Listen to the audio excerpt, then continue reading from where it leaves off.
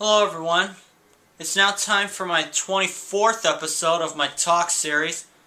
I know I'm a little behind, but this is now my time to catch up. I'm now going to do the Lites main from Houston, and the points championship took a very uncalled for turn. Austin Stroop injured his shoulder. He could be out for the season. What did that mean? Porcel had to finish 4th or better for the championship.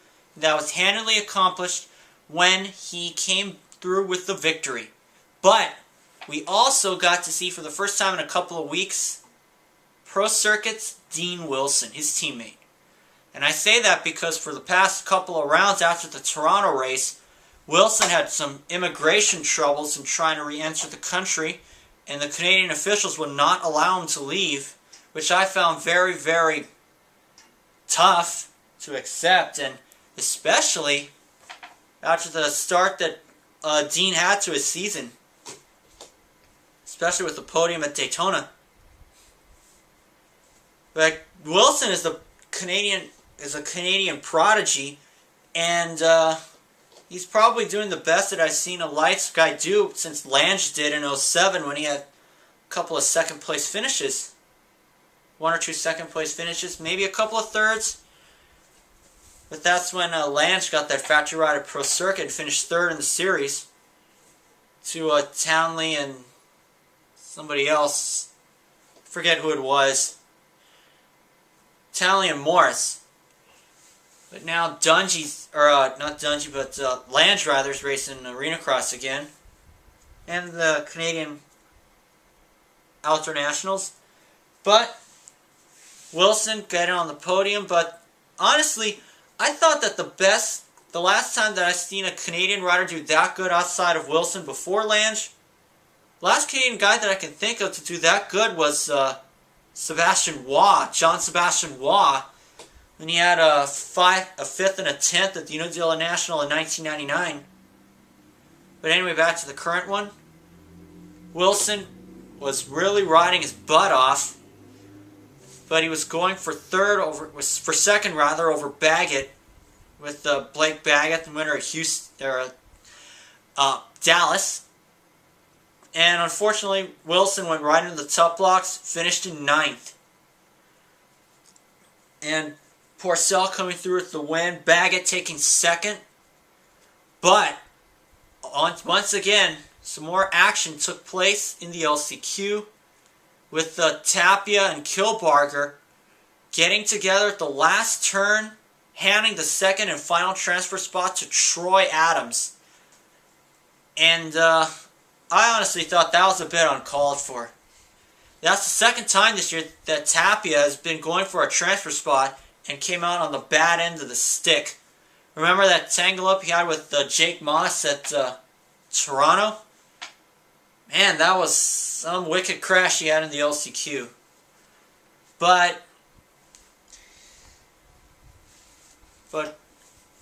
back to the main event, Porcel demonstrating why he's now a two-time Lites East champion, and the first time that we've had back-to-back East title winners in quite a while. I can't think of the last person to win back-to-back East titles. I'm thinking as of right now, but I'm not quite sure. Somebody knows, please tell me. But anyway, I've honestly thought that Porcel really deserved that championship. I mean, he may have won it last year with 4 wins with his then teammate Austin Stroop, but now Stroop getting hurt at Houston in practice, meaning Porcel had to finish 4th or better. That was pretty much a no-brainer. It was pretty much a win. But another disappointment, Ryan Sites. Let me just assemble this so I can show it.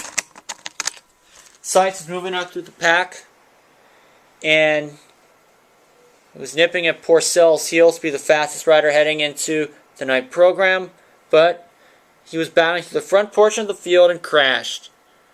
But he has one more chance to prove it, and that is at St. Louis. Before the shootout, that is. And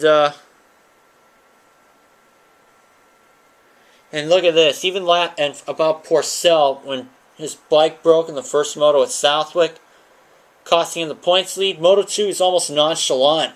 Just coincidentally a word with French origins.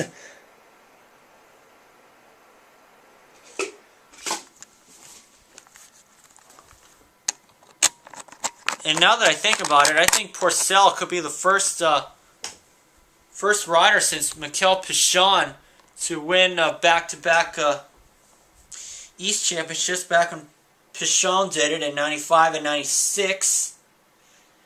Ricky didn't win back-to-back. He swept it in 98 and then moved up in 99. But anyway, Porcel is almost like, it's probably a much better version of Pichon on a dirt bike. But I think that Porcel rides the bike a little better than Pichon. Because Pichon's more like a technical track kind of person.